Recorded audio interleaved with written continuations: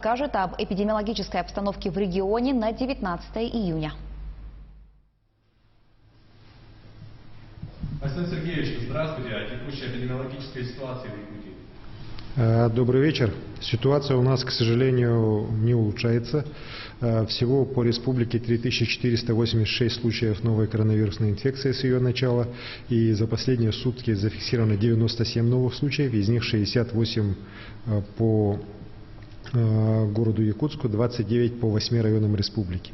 К сожалению, за последние дни мы очень видим четкую динамику, что в городе Якутске заболеваемость на уровне 70 человек остановилась, а по районам, к сожалению, она идет вверх и сейчас достигла 29 уже подтвержденных лабораторных случаев по всей республике. При этом мы видим, что география расширяется, причем в первую очередь за счет завоза из города Якутска через детей, приезжающих на каникулы к своим родным, и через тех людей, которые приезжают в гости к тем или иным людям в район.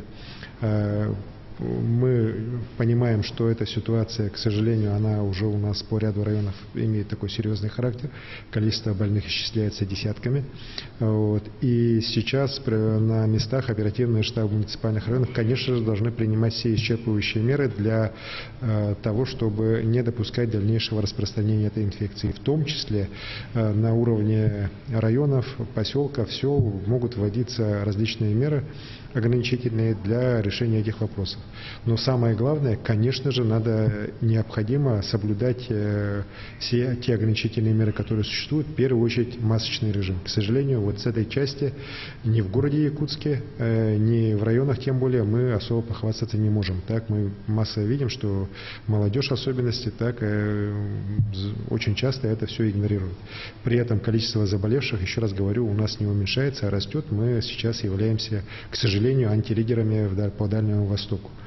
К сожалению, увеличивается число тяжелых больных, уже их 30 у нас в республике. В основном это лица пожилого возраста, старше 65 лет, которые находятся сейчас в крайне тяжелом состоянии. Из них 6 на аппаратах искусственной вентиляции легких. К сожалению, также увеличивается и количество летальных исходов. Еще раз говорю, в первую очередь для лиц нашего старшего возраста. Коэффициент распространения болезни, который у нас еще недавно был 0,8, он, к сожалению, за счет распространения по районам и за счет того, что по городу Якутску мы пока добились снижения заболеваемости, уже достиг 1,24. Это показатель, к сожалению, включает нашу республику в красную зону, в которой о снятии ограничений сегодня речи идти быть не может. Поэтому сегодня вечером состоялось заседание оперативного штаба республики, на котором мы приняли решение еще на неделю, по следующую пятницу 26 числа включительно, продлить все те меры ограничений, которые сегодня действуют по территории республики Саха-Якутия. При этом я еще раз убедительно прошу жителей республики, в первую очередь жителей тех районов, где действует режим полной самоизоляции, максимально соблюдать и масочный режим, максимально соблюдать нормы социального дистанцирования и, в конце концов, просто-напросто санитарные нормы. И также напоминаю об ответственности руководителей за состояние дел в их организациях. То есть нельзя допускать к работе людей с высокой температурой, с признаками ОРВИ. Необходимо на учреждениях, организациях постоянно проводить дезинфекцию, санитарную обработку.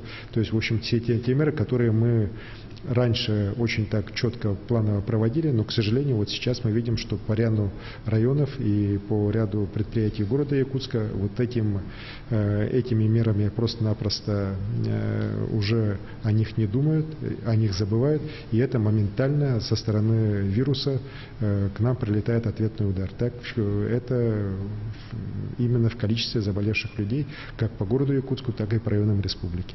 Поэтому еще раз говорю, что ситуация совсем непростая. Многие думают, что мы сейчас уже на излете вируса, но если такое поведение со стороны людей будет продолжаться, то, к сожалению, у нас ограничительные меры не будут сниматься еще достаточно долгое время. Спасибо.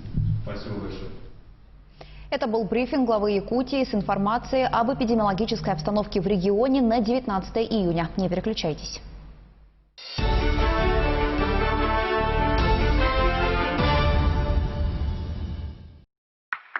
3 июля начинается сдача единого государственного экзамена. Дорогие участники ЕГЭ, чтобы успешно сдать экзамены и поступить в ВУЗ, вам в сложившейся эпидемиологической ситуации нужно очень бережно